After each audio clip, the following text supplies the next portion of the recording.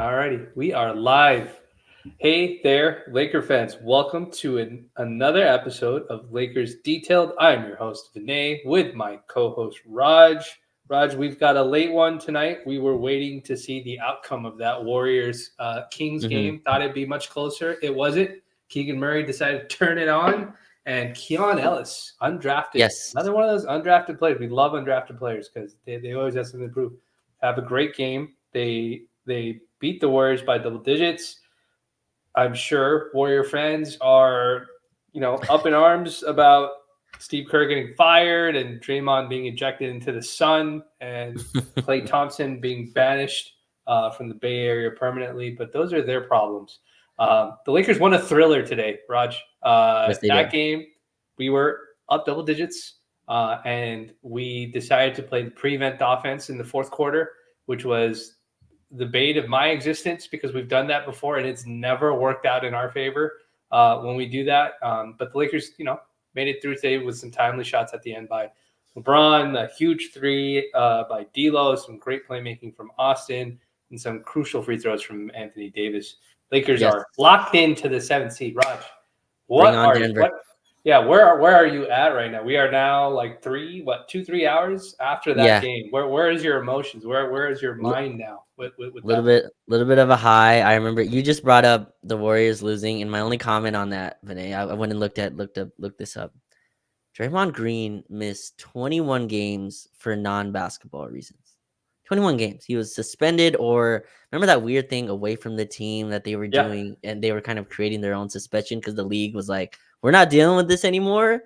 You handle this in house, and however you handle it." And Draymond said he went to therapy and the had the fake therapy. Yeah, yeah, had crying conversations with Steve Kerr, and then I think 2 days later got another ejection. But in any case, those are the Warriors' problems. I think it's funny that it's funny or whatever, sad that you won't see Steph in the playoffs or whatever. But yeah. yeah, the Lakers are now the 7th seed. They play a team. I always Jimmy Butler had this quote, and I remember when they went up 3-0 on Boston, and then Boston went back and won the next 3 games. And he was on the podium. He's like, the universe is funny because they lost Game 7 the year before, right, to Boston, as well. So then, or was it 2 years ago? I forgot when it was. And he's like, the universe has a funny way of kind of making you fight the battles that you think you can run away from. It was kind of his kind of summary of that. And I feel like this year the Lakers are now dominated the Pelicans in the first game. Second game, you knew New Orleans would come back and punch. You knew that Zion would kind of take it personally. Benching Brandon Ingram was definitely a choice that Willie Green Mm. decided to go with, and we can kind of get into that. But no, man, I think we're very fortunate to be the 7. I was at the Warrior game, Vinay, 2 weeks ago. Took my niece, who's a Steph fan, and AD missed the second half. The Warriors won that game, and the Warriors passed us. They had the tiebreaker, and we were 10 and they were 9, and it felt like this kind of colossal event because it felt like there were just not enough games to catch up to the top of the West. We have caught all the way up. We are now the 7th seed. We will play next Saturday against a very good Denver team that's waiting for us. But I think I feel fortunate that we don't have a. Imagine we have to play the Kings on Friday. Like imagine that's the Brutal. situation we're in. So no, I just feel fortunate that we're in this situation. And there's 2 ways to go at an opponent, Vinay. There's walk in a scared manner, or there's running 100 miles per hour. And Yeah, hopefully, a team is running 100 miles per hour. But how are you feeling? What's your synopsis so far of kind of how everything's played out these yeah, last few days? yeah. I'm not shocked that the Lakers won today. I thought he did. I thought the Lakers actually did a really nice job. The Pelicans came out punching first this game. Mm-hmm. And kind of as expected, they got throttled pretty bad the last game, and the Lakers were just kind of Mm-hmm. on cruise control in the fourth quarter. But the Pelicans were trying to be the aggressor, highlighted by Zion's 40 ball. I guess before we say anything, Zion was amazing today. He had like the first half, I think he had some issues where, like he was getting stripped and he was just having some trouble. But that fourth quarter, third quarter, fourth quarter run was like all Zion. Nobody can guard him. Nobody can stay in front of him. Nobody can jump with him. Like the anomaly that he is, like I think of every single person that touched the floor today, Zion was the best player on the floor. It Mm-hmm. sucks that it's sort of an anticlimactic ending with him having to. Looks like he had a hamstring injury. Yeah. He had to leave, but I thought the Lakers did a really nice job weathering the storm. The first quarter, they go down by almost double digits, I want to say, and then the bench group comes in. We get Hmm. turnover, score, miss a shot, force a turnover, score again, and immediately like that 8 point deficit or 10 point deficit or whatever it was turns into a tie game. And I thought the Lakers did a really really great job just getting back into the game. And then we went up. They cut it close. We went up again. Then they tied it up, and then we closed it out. But there's a couple themes from this that I wanted to discuss with you, Raj. And I think it's something that it's worth discussing now because I think it's something that's going to happen. The tale of these two games, Mm. because it was two different games that we had. The first Pelicans game and then this one. The first one was, our guards were kind of getting off. Like Braun was facilitating a lot off the Hmm. extra help stuff. AD was doing the things that AD does, not having to do too much, but really focusing on the defensive part, rebounding. And our guards were doing really well. This game, the guards, like D'Lo was fantastic in the first quarter. Like Sure. he's the reason that we even had the game close. But for the most part, the guards weren't necessarily involved in the same way that they were the first game. And there was a lot of heavy amounts of Braun doing different stuff, Yeah. and defense doing different stuff. But the end result was different. The second half was a little bit different Mm. because the second half of that first win, the Lakers, everybody's relatively fresh because the guards have done so much heavy lifting in the first half. But in this one, we went with a very hunting mismatches, Braun ISO Deliberate. the entire deliberate the second half. That did not look good for almost all of the fourth quarter. I would say. Talk to me Yeah. about the two differences in that because I think that's going to show up in the playoffs. Talk to me about Yeah, that. yeah, it's funny because I thought honestly, Jose Alvarado changed the game. Like I Mm-hmm. thought his pace and his ball pressure, D'Lo was cooking. Him and Alvarado were kind of talking shit back and forth, right? D'Lo was hitting step back threes, and you talked about the third. He had a good first quarter. He had 15 in the first half, finished with 21, so 6 points in the second half. Really struggled with their ball pressure. And we went to and Austin didn't really have a shot going per se, and they again were super aggressive with him, and you knew they would be.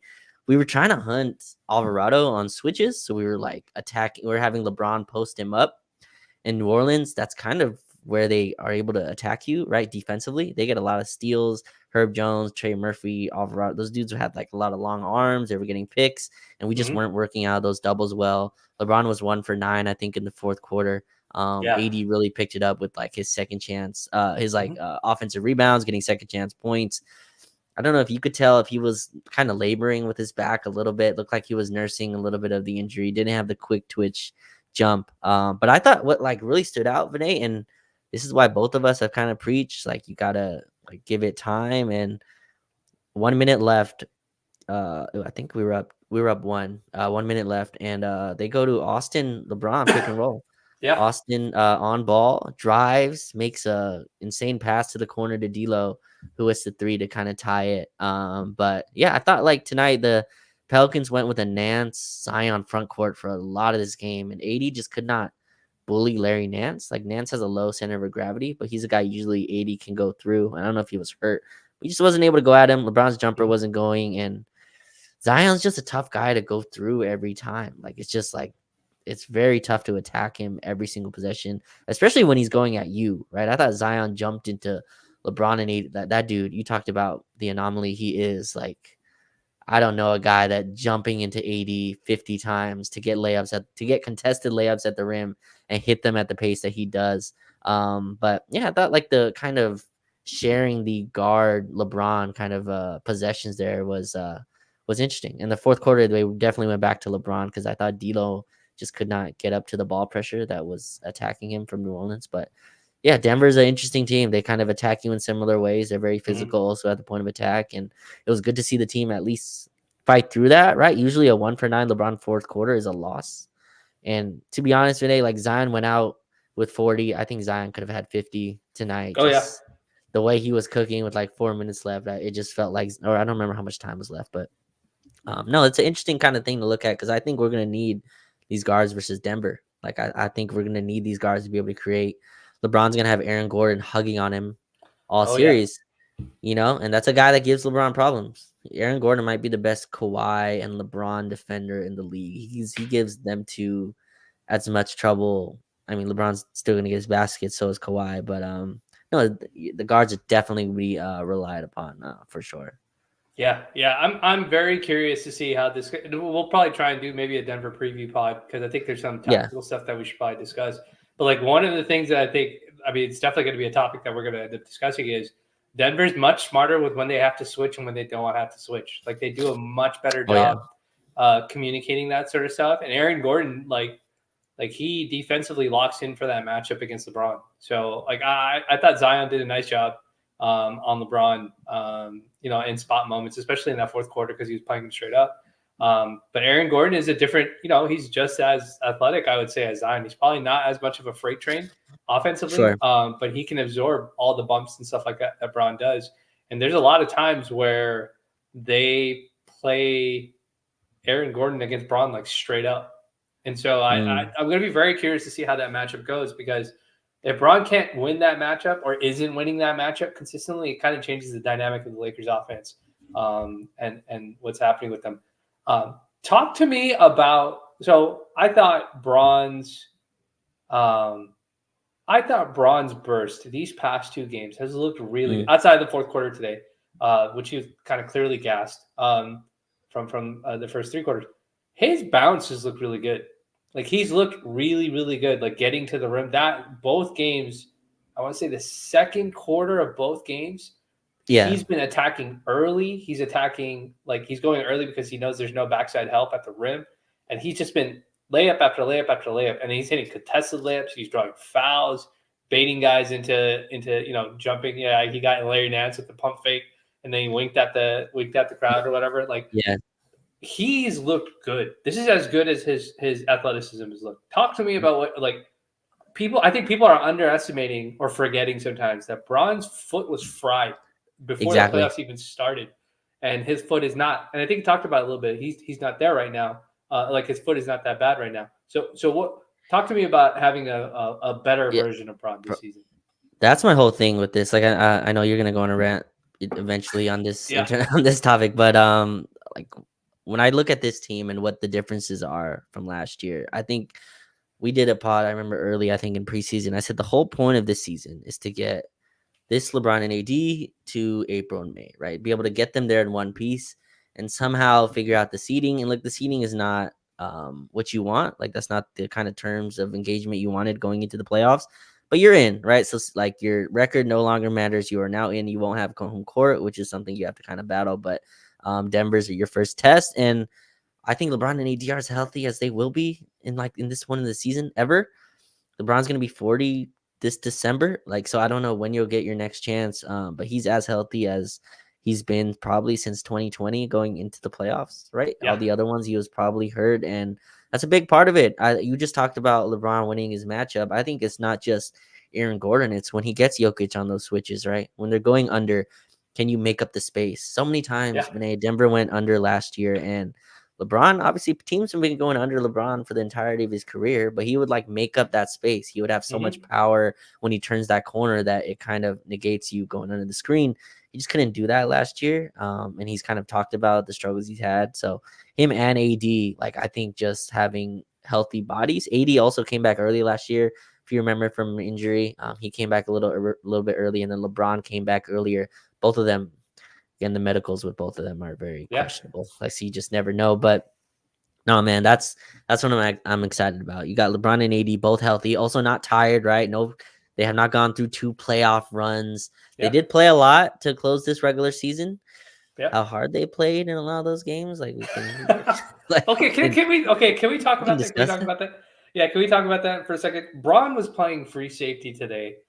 And this is the best free safety basketball he played. It was quite literally the difference between winning and losing that game. Sure. And I mean, it's just 4-point games, so everything was quite literally the difference between winning and losing the game.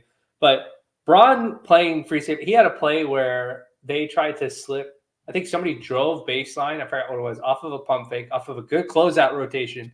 Some Pelicans player drove baseline and then tried to slip a bounce pass to the guy cutting down the middle. Braun picks that pass off, goes the other way. I think he gets a layup or he sets up D'Lo for an open three, which he doesn't knock down. And then he has a couple plays where he fronts Zion's post up. Ball ends up getting thrown out of bounds because they throw it too far. Has another one where they try to throw an entry pass to Zion. Braun's on the front side. Austin's on the back side. Braun tips it away. I think Austin ends up saving the ball or something like that to another Laker. Braun's free safety today, his roaming defense today was so – he took 2 charges in the second half. Took a really rough one from Zion on the first one. And then he took a second one. I forgot who it was. I think it was Herb Jones. It might have been. It was on. Fantastic. Braun was fantastic on that end.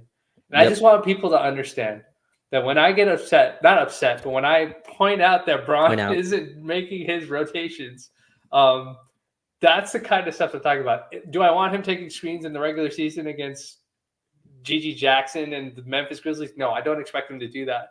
But sometimes it is the difference between us winning and losing games because, a team may pick on the fact that he's not doing it. But I'm really, really glad that we got a 17-assist game from Braun. So you get the facilitation version of Braun. And then you get this defensive version of Braun in this game.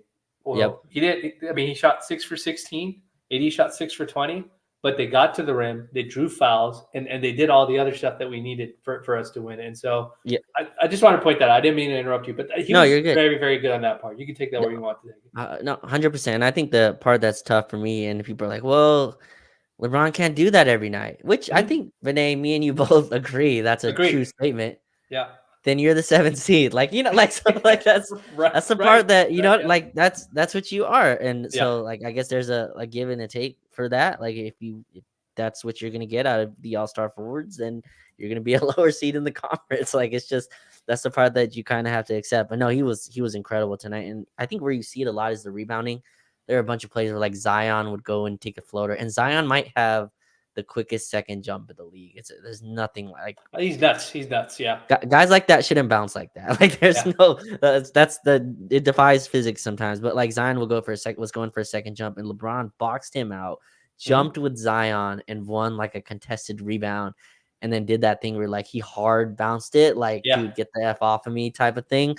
No, he was just in his defensive bag, and I think like this team really needs it. Like I think him and AD's kind of been more consistent with that, but both of them kind of need to be special. Vinay, you're going to play 2 to 3 just below average guard defenders like throughout a game. Like, so in terms of just their physicality, and like you include Taurean Prince in there, I think your forwards have to kind of be special in terms of their help defense. But no, LeBron was absolutely incredible. Can he do this on a night-to-night basis in the regular season? Probably not. Yeah. And I'm expecting this nightly in the playoffs. Like Denver, you got to meet Denver's like number 1 meet force with force, right? Like you got to go against it. You can't be finesse against Denver. And I think AD, LeBron, and Rui have Rui to me, Vinay also has kind of stepped up in that I can take, drives to my chest. I can absorb them in a way that I don't think he was doing last year. As good as he was, as much of like a 3-point threat he just wasn't the defensive kind of embracer that he is this year. So hopefully those things kind of can kind of combine. But no, man, to your point, I think like LeBron was just awesome defensively. And you combine that with the team that's starting to find its way offensively. They beat a Pelicans team, and that's probably like a 4 seed in a normal Western year. Like the Pelicans won 49 games. That's a shit ton of games to win. That's a good season. 50 wins is a good season. Yeah, it's a really good season. They missed Brandon Ingram for a lot of that. Obviously BI, who's probably still not himself 100%, but Zion looked like one of the best players in the league. Like, I just don't know what you do. People were kind of going at AD a little bit for that. There's nothing you could do. If Zion going full speed at you, hitting contested lay-ins, there's nothing you do. But no, LeBron was super engaged, and hopefully that's a test of things to come. Let me ask you a question, because you just asked me if LeBron could win his matchup offensively against Denver. Is this a like AD has to win his matchup offense? Like, is this because tonight I was watching this game, and I'm watching how it was LeBron and AD offense, and the Pelicans were switching everything, and LeBron was kind of the only one able to get a shot off. I think we kind of don't, you know what I mean? And I think AD is gonna have to get his shot off next series, and it can't just be layups. It's gonna, like, if those floaters aren't going in, he has to kind of trust it. where are you at with, I guess, like AD's offensive role in this next series? Watching what you did tonight. Yeah, I put the comment on the stream, but like I think AD's jumper's got to be there. Like his touch has got to be there. Something like that has to be there. Because Jokic is a heavier player than him, but AD has the agility part against him. And it's going to be he has to deal with a heavyweight on both ends, right? Because Jokic is going to try and just kind of pound his body basically throughout the entire game and play that game of attrition against AD. So like that question of winning the matchup, it's more like can Braun win that? Can Braun do enough damage or AD do enough damage to force a double team? Like every now and then, like when Braun drives, Yep. can he draw the double team? Or when AD drives, can he draw the double team? Because a lot of times they don't help. Like Denver won't help. They'll say no, we're gonna hold off on it unless they specifically think there's a guy that they can play off. Like Mike Malone is very chessboardy kind of with that. Like when Vando was there, Sure. they would play way off of Vando because they want to make that pass the only one that's available. So the Lakers are going to have, if we kind of look at the lineups that we have, like we're going to have a Jackson Hayes out there at some point. We're going to have like certain guys there. Are the Lakers prepared for that strategy to be deployed against them? Yeah. And then do our guys win their matchups enough? Like the lineups that we really run outside of the starting lineup is that like Braun, Jackson Hayes lineup with like D'Lo and Gabe Vincent right now is who it looks like, or Spencer Dinwiddie, but tonight it was Gabe Vincent. And then like Taurean Prince is the third guy. So like if you're gonna run that lineup against the bench unit group of that Denver lineup, they're gonna put Peyton Watson or they're gonna put somebody on Braun to slow down his rim attacks. Against New Orleans, Braun was attacking that. Like that was I think we've joked about it a couple times on the pod. When that lineup is running correctly, Braun is constantly attacking the rim, finding open shooters because the team is trying to double teaming him. That has to happen against Denver for us to win that matchup against Denver.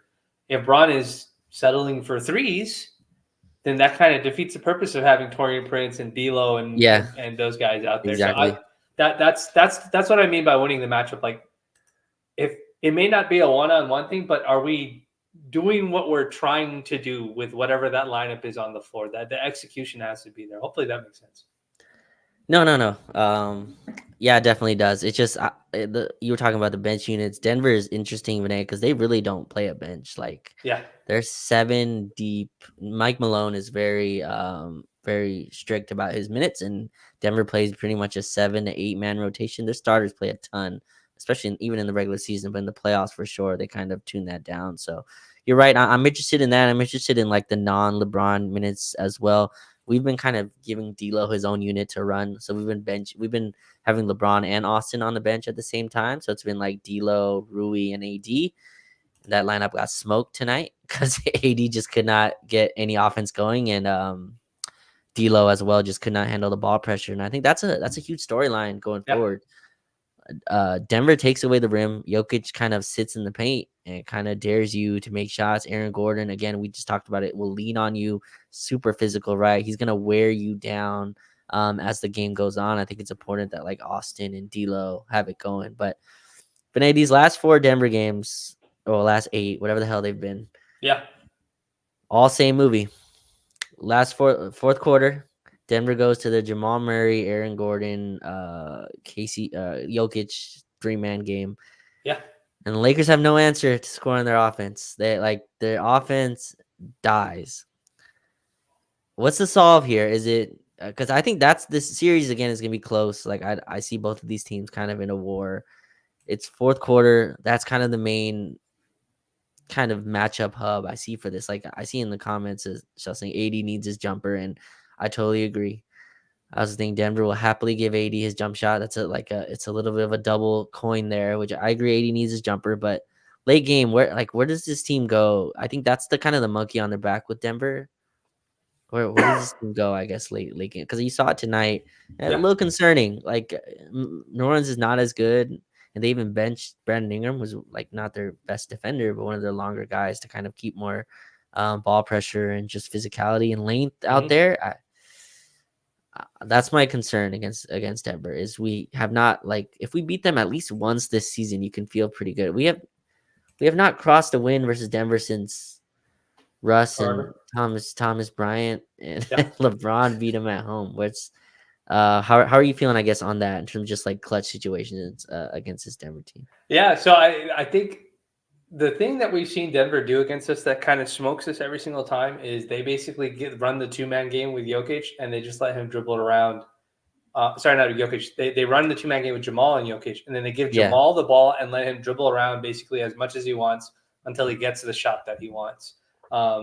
And the Lakers have not really had an answer for that. Maybe Gabe helps with that because he's really, Hmm. really good chasing guys around. But I think there's a team effort that's involved with that. Our clutch offense is going to be very interesting because I Yeah. think that the Lakers are going to go to that Braun plus a guard pick and roll stuff that we've been doing, like Mm. the 2-man game that we've been doing with Austin. It really feels like they're pretty comfortable with running that.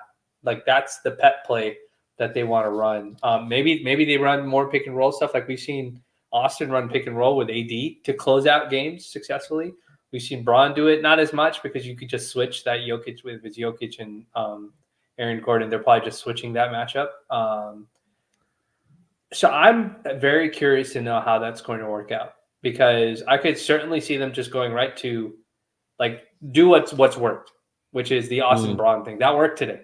Like that D'Lo 3 gets set up off of them kind of hunting CJ McCollum to try and get by him. That ends up being successful. So I think that's what it's going to be. I would hope, Raj, Mm. that what we saw today with the Braun holding the ball, like I mean, assuming Mm. that we have a lead, but if it turns into a tight game, one possession game, just going shot for shot, we don't resort to that because I don't think that's a strong suit for the Lakers. Like just giving Braun the ball and then just saying, okay, hold it for 22 seconds and then shoot the ball. Like I get it. It's Braun. You know, you don't want to, you ride with your guy. This is a Kobe thing that we ride with him all the way. If that's what the Lakers do, then that's what the Lakers do. I just don't know if that's the best kind of offense for them to do sometimes. Yeah. But I think those are probably going to be the first two options that they're going to go with. They're going to go with that Yeah. guard plus Braun screen stuff, and then Braun ISOs. What do you think Yeah. about those two options down the run? I think that's correct. I think Denver makes that complicated because the guy we try to attack is Jamal Murray and they kind of hide him on D'Lo. And so not that D'Lo can't have a good series, but D'Lo is just not that type of screener like Austin is. D'Lo is also just not as good in the short roll. I think you've complained about this. If D'Lo just doesn't go to the rim either, so he doesn't get to the line, which means you're kind of living off D'Lo jump shots. And so you kind of want Austin in that situation as well. Look, man, I want to die and live with my stars. Like, I think this has Yeah, to be a yeah, LeBron and AD series, in my yeah, opinion, especially in the fourth quarter. Like, I get it. Jokic is a big, blurry dude who's improved defensively. You got to make that dude move his feet, make him yeah. slide his legs, make him do what's the Jokic foul complaint? Like, he puts two hands under his chin and to the ref every time he commits a foul. Like, yeah, one of those where it's like really tight. Yeah, like I need that to be Yeah, often coming. Like you need to like put that guy in positions where he needs to yeah. make a decision. He's fouling, or you getting to the rim, or you're scoring, and be physical at the basket. Like I want to live and die with our stars. Like Austin, like that's a really cool. Like that Austin gets trusted in late games, and I'm comfortable with him running actions. But no, this has to be a LeBron and AD series. And another guy, which I think is really interesting, but which I don't think I expected, just with how the season's closed. Yeah. Is this a Gabe Vincent series? Like I'm just like it's very we interesting. Like we should discuss that because today Gabe Vincent had a great game. He knocked down I think three two threes threes, or two two threes. threes. Yeah. Had the little He had a floater lay in too. yeah he Yeah, had the layup, and one. layup and one. He had some really nice defensive plays. He had to sit out Mm-hmm. for a little bit because he looks like he pulled his groin or something like that on a hard closeout. Oh yeah, On, can't catch a break. Yeah. yeah, but his aggressiveness in tagging guys that were just running around, guys that were just like just his stickiness, defensively was really, really good. He had the play that I thought jump started the Lakers, where it was a loose ball and he dove on it before Dyson Daniels could get to it. He ends up grabbing the ball away from Dyson, giving it to Torian, leads to a bucket. It was in the second quarter when we went on that run to tie that game up. I thought that was really good. I thought that was pretty spectacular to see that kind of effort. That stuff is infectious because I think you see that come from him. Then you see Jackson get involved. You see Torian get involved like in that respect, and I thought that was really cool. This game is a game where like Gabe's got to play. Like, Cam is out. I don't even think he's gonna get playoff minutes. Honestly, now that Gabe is back, I don't think so either. but yeah, and we don't know what's going on with Vando. If he's gonna be back, I don't think he's gonna magically heal like right before the series starts. That'd be really strange. And I think it would be kind of irresponsible of Ham to just throw him out there like into the rotation after these guys have done what they've done. But I think he's going to be an important part of it. I tweeted this, but props to Ham for sticking with Gabe. Like Spencer had a rough start to the game, and it's very clear Spencer doesn't know like when to attack and when to facilitate right now because he just doesn't know when to do it. He's at his best when he's attacking the rim. I need Spencer to get back to doing that. Like, it's cool you throw the cross-court passes. We don't need that. If you can beat your guy to the rim, just beat him to the rim and take the shot because that helps the Lakers much more. But props to Ham because he went with Gabe because Spencer had a rough start. And I think Spencer will probably have a role to play for us too as well. He's a big guard. Same. He gives us a little bit more size. But I think both those guys are going to be – we haven't talked about it yet, Raj, but this is a big D'Lo series. D'Lo got completely wiped out of that series 100%. by KCP. I would not be shocked if D'Lo doesn't have a good game one or has a very shaky game one or like a non-aggressive game one, I guess whatever version, that his minutes get pulled back a little bit for guys and Ham takes a shot at playing maybe more defensive oriented guys to wear down Jamal, whether it's Spencer or Gabe. What do you think about like that's a 3-guard tandem that we got? Austin's locked into his minutes. So what about that 3-guard tandem? How do you make that work? We talked about over the summer. Let's be honest, Gabe Vincent is D'Angelo Russell insurance, right? Like you don't give your full MLE to a guy you think won't play big minutes or couldn't close. And then we got Spencer Dinwiddie, who was Gabe Vincent insurance, who was D'Angelo Russell insurance. So like how this has worked, you now have like 2 guards, I guess you can play. Look, man, this is a you need to be a 2-way player series. Like it just is. Like D'Lo had I thought D'Lo had a really good game one defensively. Tonight it was a little bit hit or miss. I didn't like D'Lo's defense on Alvarado. Honestly, I thought Alvarado blew by him way too many times. Like Alvarado should not be putting you in jail, quote unquote. Like you know what I mean? Like Alvarado should not have you on your back in jail, creating offense. Like and it happened too many times with D'Lo tonight, but. There was a play. Sorry to interrupt because it's crossing my mind, so I was trying to download it quickly. There was a play where Alvarado, I think it cut to a timeout afterwards, where Alvarado had him in jail and held the ball long enough where he had to get 80 to commit to the block, and he slipped it to I think Larry Nance or a dunk. The next play, D'Lo did a better job fighting to get back in front of Alvarado, so Alvarado had to kick it back out to the 3-point line, and they kind of blew up whatever that pick and roll action was. It crossed my mind because I was just like, you need that second effort. Like that second effort has to be there. You can't be getting wiped out every time. Yeah, that needs to be the effort every time. And Denver's going to punish you in a way that New Orleans just can't. Like Jamal Murray is just miles better than CJ McCollum, right? At least now in their careers. CJ was obviously good in his prime. I don't even know how old CJ is. He just plays like he's a very old guard. But in any case, to me, this is a series if D'Lo doesn't have it. And man, Vinay, I was thinking about this. Our bar is so low. If Gabe can hit open threes, it just changes the trajectory of, you know what I mean? Like Miami was having Gabe come off screens, pulling from 35, getting to the paint, hitting floaters, and we're just like, Gabe, please just hit open shots. Like, can you hit some open threes, wide open? LeBron's gonna set you up. You don't even have to do anything. You don't have to step back, nothing. Just catch in rhythm and fire. Dinwiddie, the same situation, right? Dinwiddie, a bigger guard. He's really locked in defensively. Like Spencer, just hit a couple corner threes. Like it just helps so much the gap between that and being a 0 on offense, which Spence has been for some of this season. Those 2 guards I think can really flip because you just can't have as good as Austin is. Like Austin and D'Lo on Jamal Murray for 38 minutes a game. It's just that's a really tough. Not that, and again, there's some plays, Vinay, where you're gonna play perfect defense on Jamal Murray. He's gonna hit the jump shot. He's gonna make them.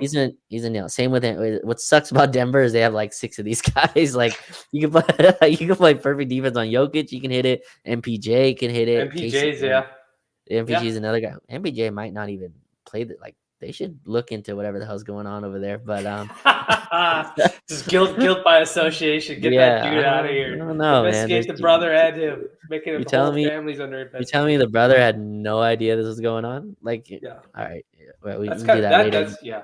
That's a These are crazy. That's a crazy. crazy. That should be a bigger story than it is because you're basically confirming that Oh, imagine an if active imagine if NBA Jonte player. Porter played for the Lakers. Like this would be like LeBron would have to answer FanDuel conversations, but because he plays for I forgot if he plays for the Wizards or the Nets, or I forgot which bottom dwelling or team that Jonte Porter plays for. But in any case, uh yeah, like I forgot where I was going.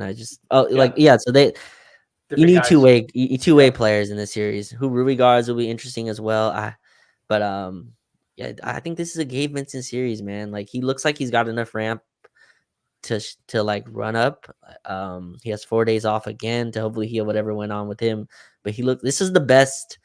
Like Gabe Vincent looks like the player he was. Even if the shots aren't going down, this looked like the guy that they signed over the summer. So we'll see with how it plays versus Denver. But he's stepped up, man. It's nice to have a guard that's kind of defensive first, at least on this team. So him and Dinwiddie have kind of filled that role. yeah, yeah. It's going to be interesting to see how that gets managed. I think Ham is going to get scrutinized very heavily for which guards he plays, which combination of guards he plays. After the 4 guard debacle or whatever it was, the 3 guard debacle where he played, I think Gabe, Spencer, and D'Lo all at the same time, which was a horrendous choice because all 3 of those guys need the ball in their hands to be useful. He ended up, I think he's pulled back from that. Now he's just only using 2 at a time, and scaling up accordingly. So I'm going to be curious to see what happens with that. I thought Rui had a nice rebounding game today. We talked about it a little bit. His defensive game was nice. I mean, they put him on Brandon Ingram today, and he was crowding Brandon's like mid-range space. He did a nice job. He kind of faced up. He faced up Zion a couple times too as well. Like we've talked about them making that change with the starting lineup, but I feel that Rui's utility. Like today was a game where Rui didn't get a ton of shots like early in the game. Like I think he hit a 3. But for the most part, it's not like they were feeding. He was getting like the back cuts over and over again, like he did the last game. But I thought he did a really nice job staying engaged defensively, and he was Raj. Honestly, like okay, if we're not gonna have Vando, we're gonna need him to be engaged on that end because we don't really have a guy with a ton of size to do that. Like I don't think he's gonna guard MPJ because MPJ likes to run off of screens, and Rui's not gonna get around screens. You're probably gonna have a guy like Torian Prince or somebody like that on MPJ, but like to buy some minutes off of a switch on the Jokic or whatever it may be, you're gonna need Rui's help. How important? Let's just assume Vando's not coming back. Like, in your mind, is there a version of this? Is there a version of Rui that's like on the floor for like defensive purposes? Like, obviously, he's gonna get you the midi. If there's a broken shot, you can go. You can ISO him. Like, do you see what do you see with him in terms of like his defensive, like doing the extra stuff, defense and the extra stuff? I feel like he's done it. Do you see the same thing? Bro, he's one of our 5 best players. Like you know what I mean? Like I think Rui just has to I think our starters have to play a ton versus Denver. I think just the way we match up, like especially versus their starters, we don't really have a lineup that can match up their starters. That's not that's not our starting lineup. So I think like Rui's gonna have to play a ton. I think his defense has really stepped up, and he's another one of my benchmarks to watch because I think Rui is better this year than he was a year ago. Like I just think he's a better overall player, especially defensively. He might not be the hot shooter that he was like a year ago in the playoffs, but I think his just utility with the team. I talked about the baseline cuts.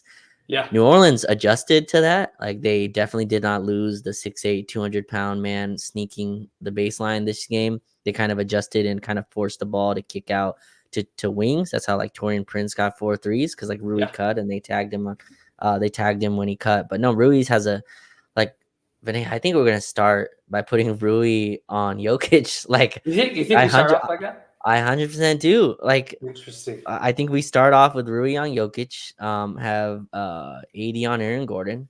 Yeah. Or maybe LeBron and Aaron Gordon. We'll kind of see how it goes there. But Yeah. I think we're gonna try to have him roam, and that's what our game plan will be. Game one, honestly, like if you go back and watch that series, that worked for a good amount of time. The issue with that was we could not score. So like Yeah. we still could not score on the other end, and Denver eventually, like pick your poison. You can't use the same coverage on Jokic a million times, but yeah, I think that's how we start. So I think Rui has a huge defensive ask in the series, and if it's not Jokic, who does he guard? Like, I Yeah. mean, MPJ is an impossible cover for him. Like, Yeah. you don't want Rui running around two screens like every Right. possession. He's just not going to be able Right. to catch up. So it'll be interesting to see who they kind of throw him on. Maybe Aaron Gordon and you put LeBron on Jokic, but I don't Is think this they. is this a game where Braun chases MPJ around? Do you think the series is where Braun because he Oof. would wipe out you don't have to worry about the actions with MPJ the same way you would if okay, so let's say you put Rui on Jokic, right?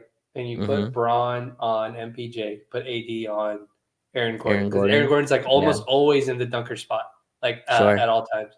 Um, so AD is always relatively in the paint. There's a version of this where if Braun is willing to chase MPJ to the screen, they can run that switch. Like Rui Uh-huh. can switch onto MPJ and then kind of negate that extra space that he would get for that pull up three coming off the screen.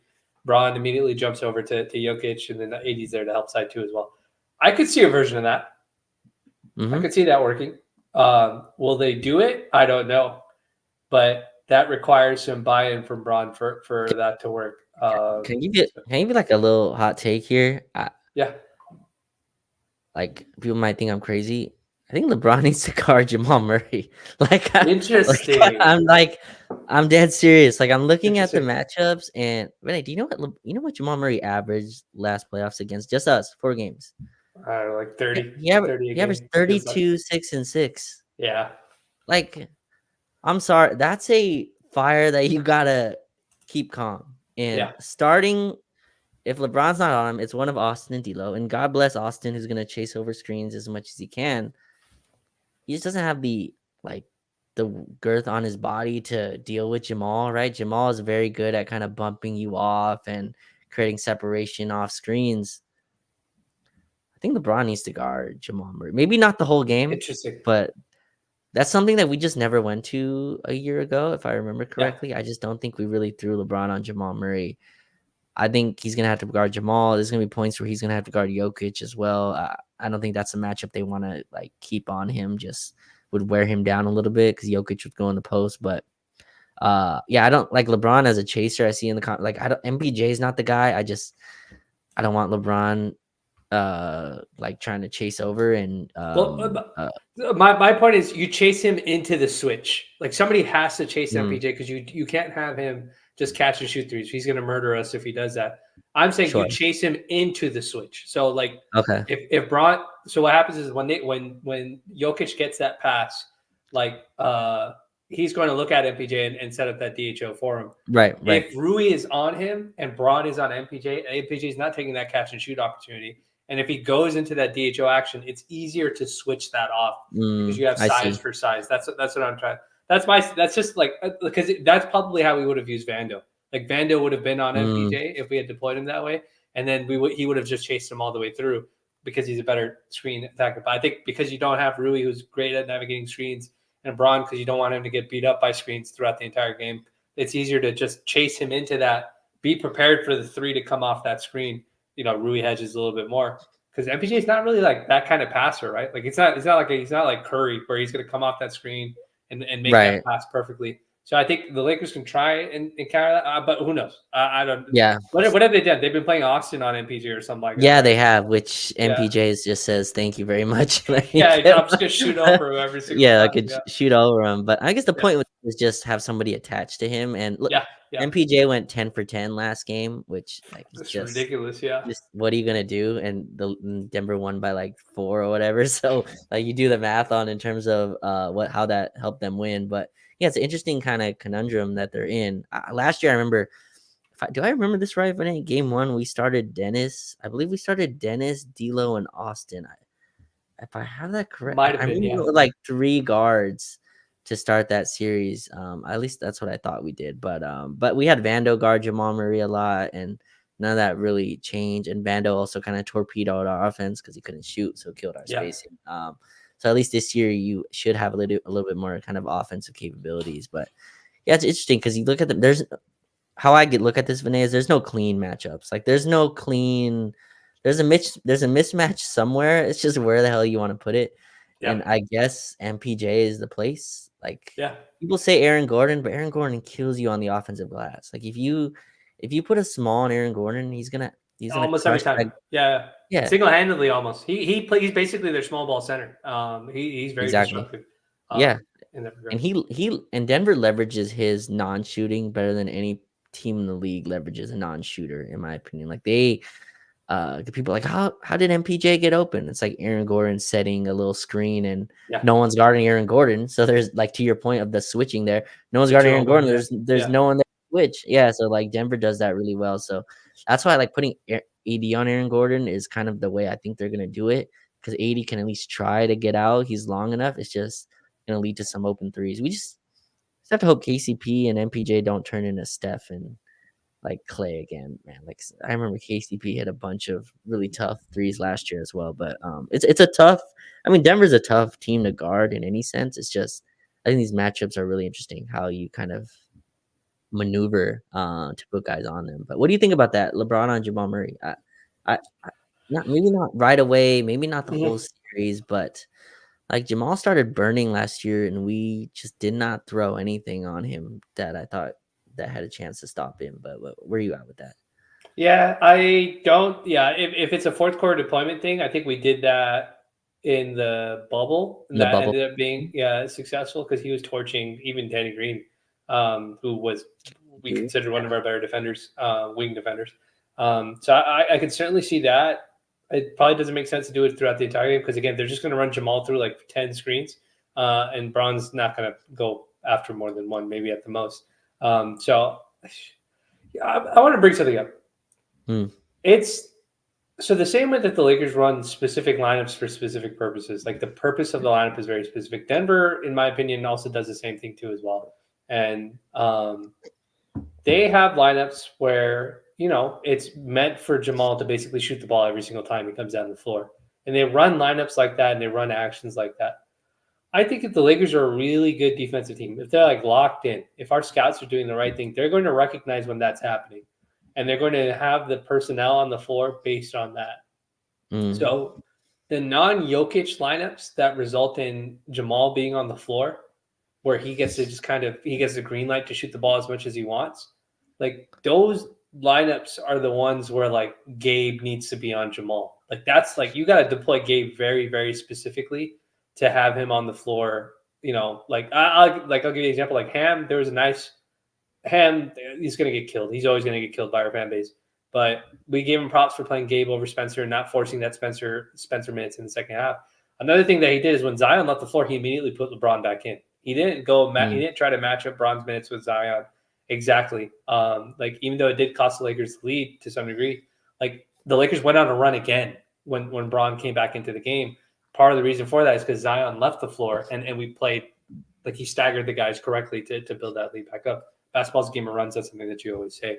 But I think the Lakers have to be like out of every single team that we could possibly face in the playoffs, Western Conference and whoever we see in the finals if we make it there. Denver seems like it is the most tactically sound team. Like Mike Malone runs Absolutely. very, very purposeful tactical lineups with very specific purposes. And I think the Lakers, we talk about the coaching gap. And Laker fans will say that there's a vast gap between Ham and Mike Malone, and to some degree there may be. But all of these games have come down to the wire. They haven't been blowouts. They've all come down to the wire. I think there is a little bit of tacticalness that we can be better on Sure. with our lineups when we're trying to recognize what they're trying to do on the defensive end. And I think that is something that we just have to be really, really good about. And part of it is influenced by performance. If D'Lo plays Brad, that throws some of our lineups out the window. Like we can't rely on him to do certain things. and if our role players aren't making shots, that's the same thing too as well.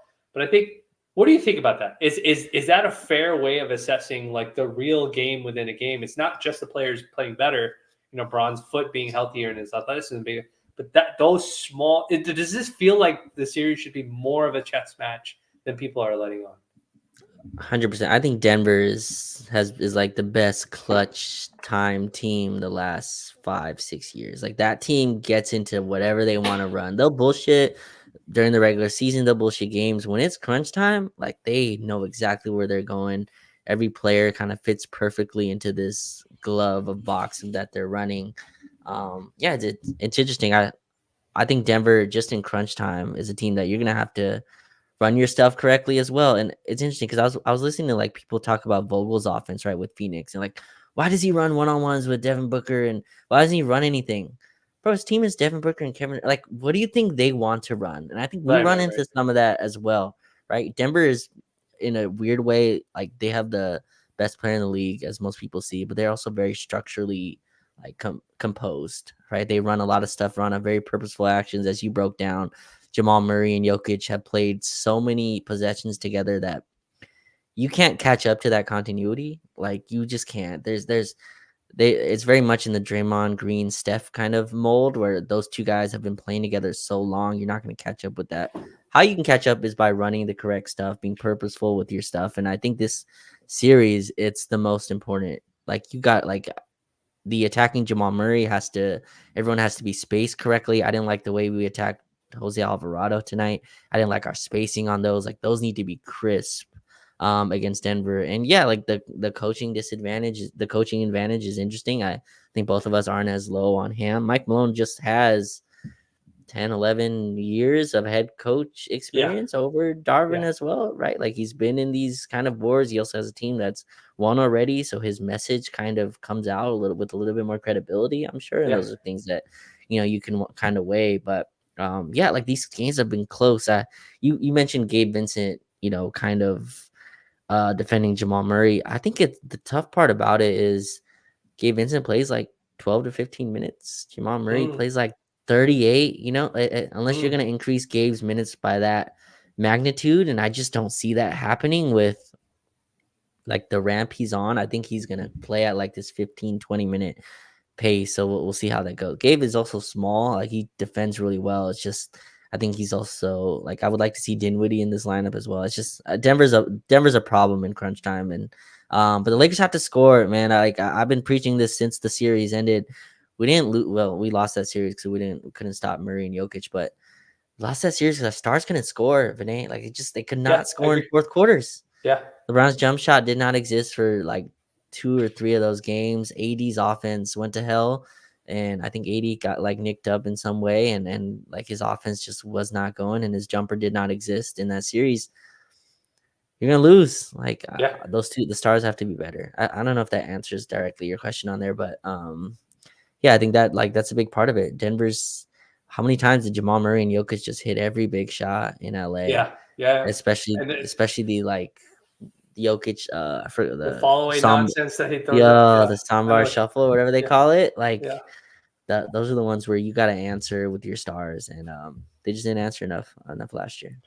Yeah, it's interesting you bring that up. There's certain things that they're just like they have guys that'll just hit improbable shots. MPJ will hit like a heavily contested three just because he's taller than 99% of the league. Jokic, same thing. Jamal, he's just a tough shot maker. I think in just general, he is.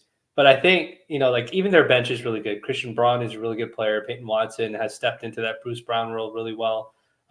They have Reggie Jackson, I think, coming off the bench for them still. So he's there too as well. I don't know if DeAndre Jordan gets play anymore. He might, but they gave him some spot minutes too as well. But the thing, so I wanted to bring something up. I watched a game a few weeks ago. It was a Clippers Nuggets game, and I think the Clippers were without Kawhi in that game, if I remember correctly. And I think they might have had Kawhi, so I might be misremembering. But they beat the Nuggets, and I watched that game because A, it was a game that the Clippers really needed to win to like keep their seeding or whatever. And B, the other thing was the defense they deployed on the Nuggets was very interesting to watch. They essentially played a stay at home like defense. They said we're not going to help on anything that Jokic does. Like if he overwhelms Zubac on a possession, whatever. Like that's what's going to happen. It's going to be Zubac's responsibility to do that. And a lot of times when Zubac or somebody else was like kind of stalemating Jokic's first kind of thing to do is to look for that open pass. Like where's the open guy that I can give it to? And a lot of times he didn't have somebody. And there were a few times where he tried to like force it to like Aaron Gordon in a dunker spot, but somebody was already standing there. Like a defensive player was already there kind of boxing him out, waiting for the pass. And I thought that was a really interesting defense because it reminds me of like what the Clippers would do against like Luka. Like Luka will put up these crazy video game numbers against the Clippers. And I know that's like a hot new thing. Yeah, and they lose and he gassed himself out. You know, like in the third or fourth quarter, those shots aren't falling, where he's not getting the fouls that he wants, or he's not gaining the advantages that he wants. And you know, I see Clippers and Mavs fans arguing with each other on the timeline, and now Kyrie Irving's there and blah blah. And then that's their own. They can deal with that. You know, I'm just going to watch it and enjoy the series. But that defense has worked against Luka because he's a phenomenal player, but he doesn't hurt if he's not getting 10, 12, 15 assists, and if you keep it down to 6 or 7. Okay, let's say he scores like 50 points or something like that. That's other guys that are not getting a rhythm. They're not getting touches. They're not locked in defensive. You know, they have no rhythm going into the third and fourth quarters. And if that star player is slowed down a little bit, you know, you see that happen. I felt like we saw that a little bit with Zion today. Like Zion was on fire. And we ran into that issue of we couldn't score in the fourth quarter. Like I think you mentioned Brown going 1 for 9. We ran into that issue again. But the rest of the dudes on that team were not locked in. Like they weren't like knocking down. CJ had a terrible game. Never got a chance to get under it. Trey got hot a little bit. Trey Murphy got hot a little bit. And then I think you mentioned also Alvarado kind of got hot a little bit too with what he was doing. But for the most part, they kept it only Zion. The Lakers didn't allow anybody else to get loose. That's part of the reason why they had the lead to begin with. Do you think that is a strategy that we can deploy on Nikola Jokic? Because there is a large portion of their offense that just runs through him doing different things, like Sabonis does for the Kings and whatnot. Can we turn Jokic into a scorer and win a series where we force him to be a scorer? Let's say that he's like a 60-40 scorer facilitator. Can we make him a 40-60? Sorry, can we make him a 70-30 or an 80-20 score versus passer? And can we win a series if we make him do that? I think you could. I think the issue with Jokic, and I remember the Clipper game. I think they had Zoo on him, right? And they just kind of let Zoo and Plumlee. They had Miles also, I think, as the backup at the time. Yeah, Mason, whichever one. One of the brothers, is on the Clippers. I don't even know if the other one's in the league still. I'm not even sure. But no. I was watching that one as well. It's just as great as AD is defensively, Jokic just kind of bullies through him in a way that like even Zoo I think doesn't get. Zoo just weighs more. It's just a bigger, has more in his back pocket than even AD does, and I think you can go that route. The only issue is, I think number one, Jokic scores on a lot of those, super efficient, right in the post. And Denver is good enough that they can kind of diversify their offense, even if you are willing to give that up, right? So the Jamal Murray Jokic 2-man game, the reason it's so lethal is not because of Jokic. Jokic gets a lot of credit for the passing. Jamal Murray is also just a wonderful ball screen navigator with the ball. Like he's run it so many times with the same player. That's the part that gets underrated, that just doesn't exist as much anymore. Him and Jokic have ran it so many times that he just understands once a guy is hit by Jokic's screen, he knows exactly whether it's a jump bounce, whether if it's a pocket, whether it's a wraparound, right? And you just get Jokic going downhill, and like it's easy for us to say, just make Jokic drop 40. It's really tough when the guy guarding him is just continually getting scored on. I think that's a tough place to be. I think the Clippers have an easier chance of doing that against a guy like Luka because it's more perimeter based, and Luka's kind of attacking you in a one-on-one switch, right? Attack. And that's from the perimeter.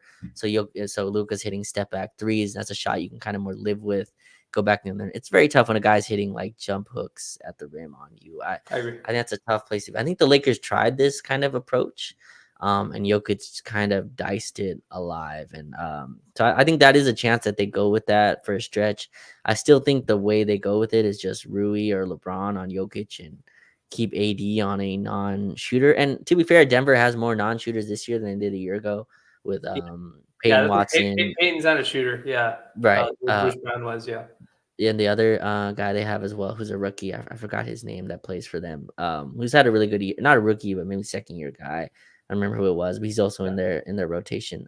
But those are also non-shooters that you can kind of play off of and have AD kind of guard those guys. But I think Jokic has entered the realm, Vinay, where you just can't keep one coverage on him, right? Like it needs to be. You need to constantly switch things up. You need to constantly adjust to whatever he's doing. Like if he's cooking offensively, then you need to send help. If I think the place you get in trouble, to your point, is the 30 and 16 assists. Like that's where you're in trouble. Every other guy is in rhythm and he's got it going. Like there has to be something that you take away, but I don't think you can go into a game kind of removing it. But how about you? Is that a route you would go game one if you're in Darvin's shoes? Are you going in like, hey, just let Jokic score and we're taking away all the passing lanes, so every cut, every dive, we're kind of keeping in front of us? Yeah, I think you have to do that when like Jamal isn't on the floor. Like if they're not running stuff, like running set plays for Jokic to do that, like you should do that. Like you have to try and isolate some of their offense and like take away the other guys. Like I think like we talked about like D'Lo stepping up and stuff like that, but like the role players outplaying the opposing role players, like that's a big part of I think what coaching is. Like playing the right role players, giving them the right instruction, telling them to stay home, telling them, look, even if he gets scored on 3 times in a row, don't panic, just play, just keep playing your game. And I think really, really good coaches can say, this is how we want them to score. We want Jokic to expend a ton of energy trying to score through the first 3 quarters. Because, it does affect his jump shot. He's not making those shots. That Clippers game, he wasn't hitting a lot of those jumpers that he typically does because he was so gassed out from having to do as much as he did. This is another series. Like the Denver has always torched us in in transition, like off of our misses, because Jokic will grab the rebound and he manages to like seal AD on the offensive rebound attempt, like at exactly the same time. I think we discussed it a long time ago where I was just like, AD just needs to stop going for offensive rebounds because he's getting caught behind Jokic and it's a 5-on-4 going the other way. But like, that's another thing like the Lakers have to be prepared for. Like you can't let him basically set up a 5-on-4 off of his defensive rebound. So I'm curious. I'm very curious to see how they approach this. I think the level of detail they approach the series with will dictate a lot of the player performance. I know it's like a cliche thing to say, but I think if Ham wants to really show everybody that he knows, Ham and the staff wants to show everybody that he really knows what he's doing defensively or what he's doing as a coach, that level of detail has to be there. And I think, these last 2 games, it's kind of been there. Like, I know Bron fans are going to give Bron all the credit for creating the passes and all that sort of stuff, making plays and all that stuff. Coaches very rarely get credit. It always goes to the star players for like the offensive execution and all that sort of stuff. But I think if that is what it is, I think the defensive execution has been pretty good the past 2 games from the Lakers, especially against this New Orleans team, which was really good. It was a really good New Orleans team. So if we can get that level of detail, I think that gives us a really, really good chance. And then you just got to keep your fingers crossed, man. You got to hope that our stars don't forget how to score the basketball. There was a point, Raj, in today's game where Bron got it, I want to say like 4 times, 5 times in a row, and he had already missed like 2 or 3 plays, 2 or 3 shots, and they didn't look good. And like I was watching the game with my brother. I was at my brother's place, and I was just like, bro, you have to get the ball out of Bron's hand. Like just change it up, like switch it up a little bit here. Like it's too easy for them to gauge what it is that he's trying to do because he's holding it for so long. And I think when they tied the game up, Austin had a play where he just went right to the rim. I forgot if he that set him up, but he went early in the shot clock before they were ready, like before the Pelicans were ready to even defend. And he gets a nice layup at the rim. And then obviously he has a D'Lo pass that goes for the three and whatnot. Like we can't have this. I know it's going to happen because it's LeBron, and we've already heard Austin Reeves and Darvin Ham say it's LeBron. Like you're going to give it to him, you're going to ride with the guy. But I think like that we have to. Hopefully our stars can like recognize like my shot's not falling. We gotta run something here. Yeah. If Ham can do it. But I think Ham can help the defense out. I think when he's locked in defensively, like focusing on like this is what they like to run, this is what this player likes to do, this is what the purpose of this lineup is. I think Ham is a really good coach. I don't think he wants to always just blanketly run drop coverage all the time because these high profile games, we're not just playing drop coverage the whole time. We're playing a bunch of different stuff and showing a bunch of different looks. So I think that can be a huge difference. 100%. And also like the good thing about, I guess, not good, but thing about playing Denver is you kind of know their team. Like this team you should have, familiarity with. And I think LeBron's played them enough where like LeBron, his pod is called Mind the Game, and this is a series where you're gonna have to really mind the game. Like you're gonna have to really think things through, and it needs to be a team effort with all the coaches and with LeBron and AD and all the players on the roster. So this feels like a really nice rematch, which Vinay, in the NBA you don't get very many of those anymore. Like usually teams flip so often that you don't really get a chance, and this team the series has a chance to really be a real rematch. One starter will be flipped. Really, Rui will be in for whoever started last year, but it's basically the same 10 guys who started a year ago, right? Rui started game 4. Yeah, so both these teams should be very familiar. They played 4 games this year. Obviously, Denver won all, or did they play 4 or 3? I don't know which exactly, but I know. I think Denver. They won all. I'm trying to think. Do we have Spencer and Gabe for no, we had Spencer we had Gabe for game 1, but I remember we were down like 20 by the second quarter. Like the game was over very quickly. But we didn't have Gabe after that, and then Spencer obviously we haven't had since I don't believe we had since we played them. I don't think we played. I think we played them once since we got our new starters. And that game was also close. Like an MPJ hit 10 threes or whatever it was to win. Not saying that was luck or anything, but just the context of it. But like I think this is gonna be a fun series. I think these teams should match up well. Denver's always gonna be heavily favored, as they should, as the number 2 seed that they are. But I like our matchups, man. I think Rui's better than he was a year ago. I think Austin's better than he was a year ago. LeBron's healthier. D'Lo can't be worse than he was a year ago. Like that's not possible. So man, I'm excited that the playoffs are back. Everybody has a reason to have a chip on their shoulder, I would say, in this series. Like literally everybody has a reason on our team to have a chip on their shoulder. And I remember when we did beat Denver. I think Russ was on the team at the time when we beat Denver twice the season that he was here. Bryant. Yeah, and a big part of them also being successful was Russ just constantly attacking them in transition, so Jokic could never get settled. Mm-hmm. Like I need D'Lo to be aggressive. Like he's not going to really go to the rim like that, but like if Spencer's in the game, I need you to go to the rim. Don't waste time like looking for no, go to the rim and get shots at the rim. If they're not playing a guy that can block your shot at the rim, go to the rim and get easy baskets. That helps preserve your teammates and stuff like that. So it's just like I'll be very curious to see how it all works out. And we could do a pod where we covered so much about Denver already, but Lakers did a great job, Raj. They took care of 2 games against a team that we know that they're capable of doing it. They've beaten New Orleans several times this year, even prior to the 2 games that we played them. So I'm not shocked that they won this game, which leads me to kind of what my last thought was, which was something that's been very irritating to watch and very irritating to read, something that should have never made it off of Twitter, but made it off of Twitter because we know we know that the people that work at ESPN and some of these other shows, all they do is just take the most highest engaging NBA topic from the night before.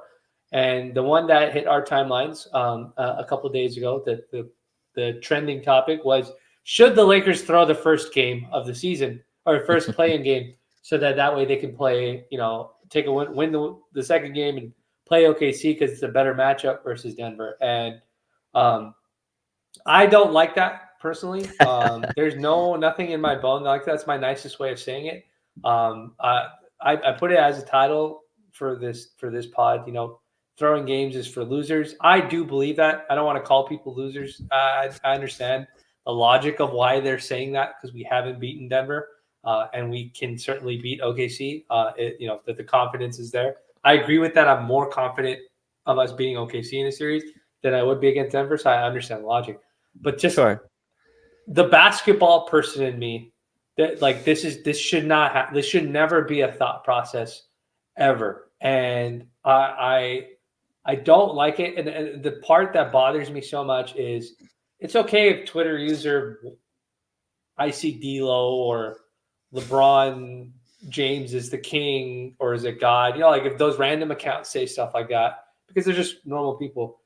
I don't know why mainstream media or why national media decided to. I think Mike Green went on there and said something, and he's just like, the Lakers should absolutely drop it.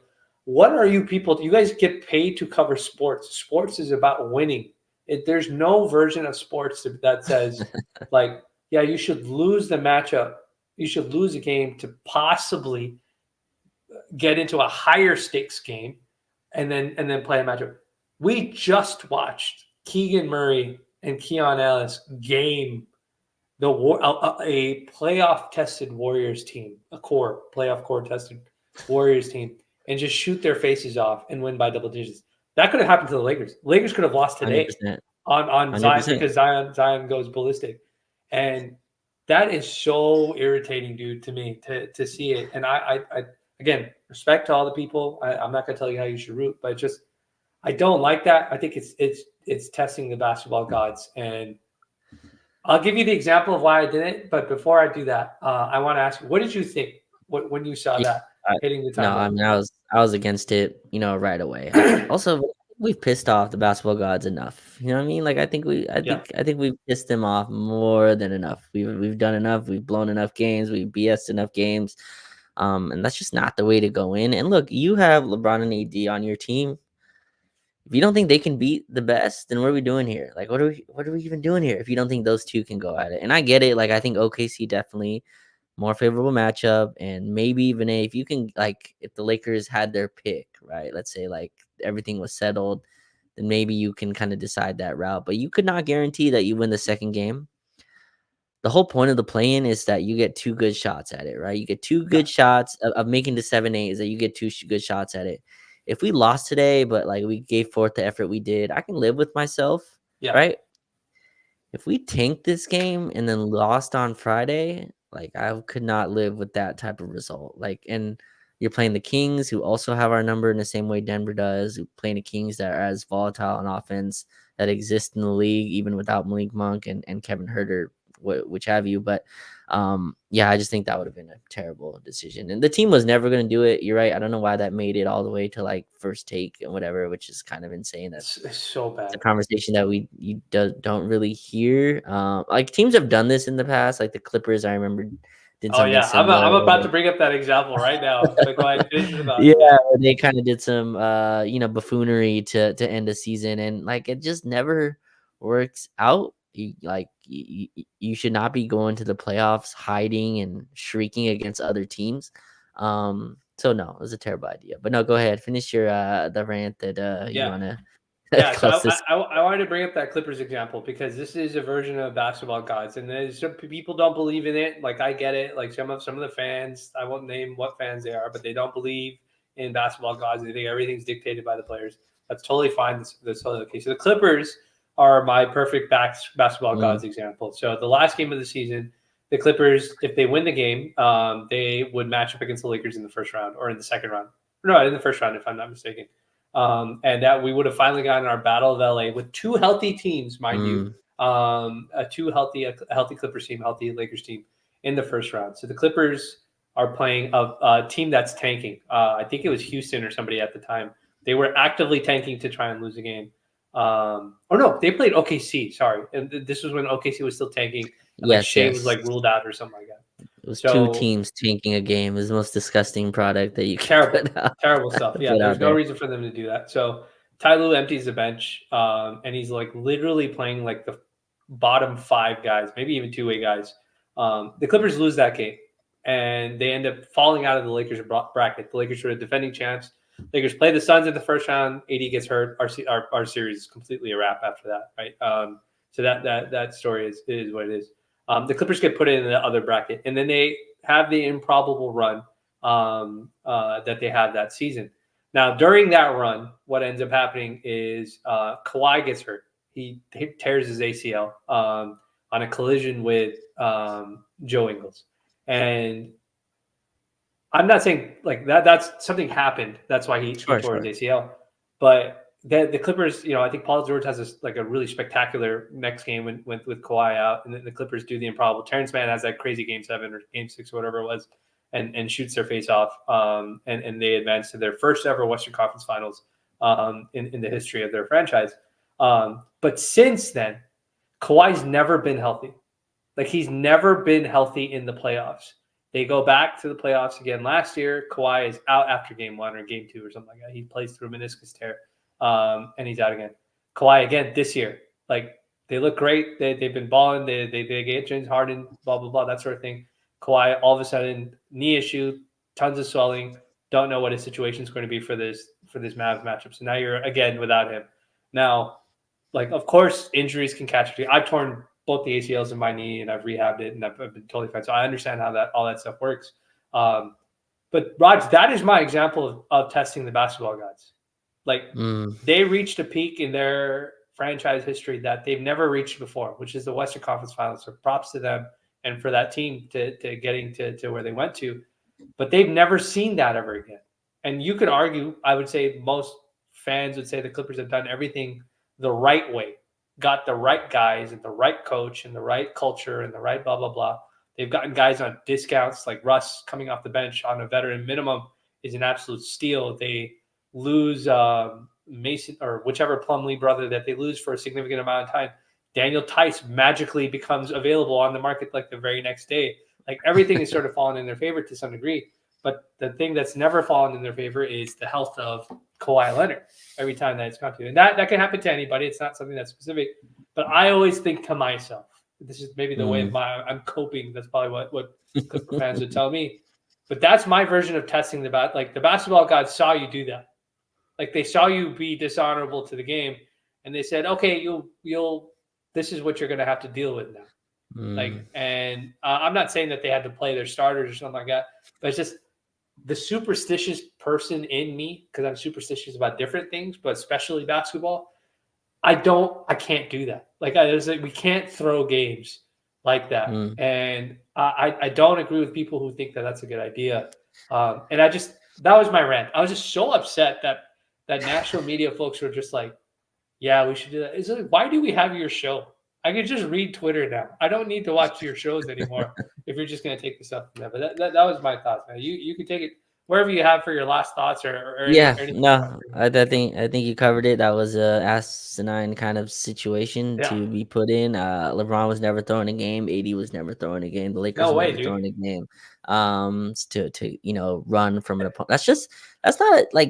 That's not what champions do. Like, just in general, like, a team that's gonna win a title doesn't run from a matchup. Like, it's just not. I don't know. Like, if your goal is to win a title, if your goal, like, so.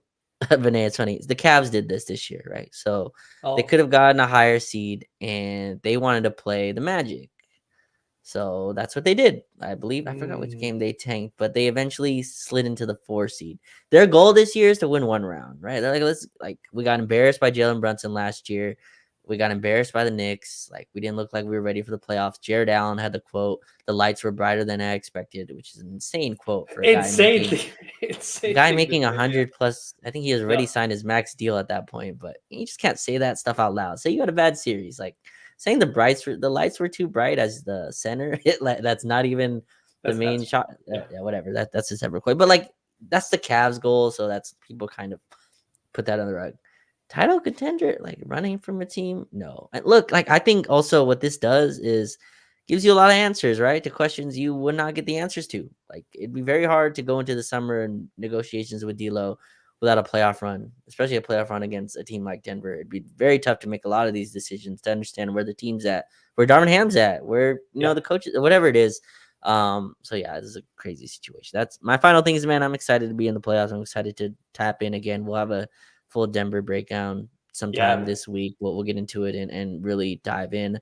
I'm gonna rewatch all 4 of the games during this week, and we'll to prepare for that. But exciting, we'll man. We'll share some notes with the listeners. Things to watch for sure. Yeah, different definitely, things. Yeah, definitely. But yeah, good to be back in postseason mode. We got a couple. I'm surprised they didn't give us the Sunday game. They give us the Saturday game, which cut a day off of rest. Like I was expecting. Yeah.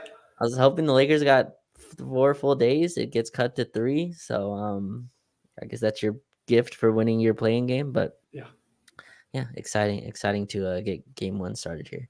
Yeah. So I mean, Lakers got a game on Saturday. I will, I hope the Lakers can maybe steal game 1, game 2. We'll see what happens. Because that would be really cool to come back. I might attend one of those. I might attend game 3 or game 4. We'll see. We'll see how it goes. But that we'll see how it all goes. And Roger and I will be back maybe Thursday or Friday night. We'll do another live stream where we kind of just share some of the notes that we get from our rewatches. But as always, for the folks that joined us, you can replay this back on Twitter if you want. And if you're not able to do that, I'll upload the video to Spotify and Apple, so it'll hit your feeds tonight or be there by morning. And as always, whether you're listening to this in the evening live with us now or you're listening to this during the day, we appreciate you and everything you do, whether you like, share, subscribe.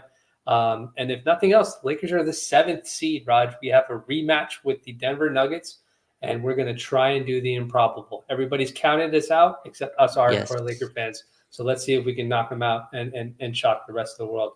So if nothing else, we appreciate everybody for tuning in, and we'll catch you in the next one. Take it easy.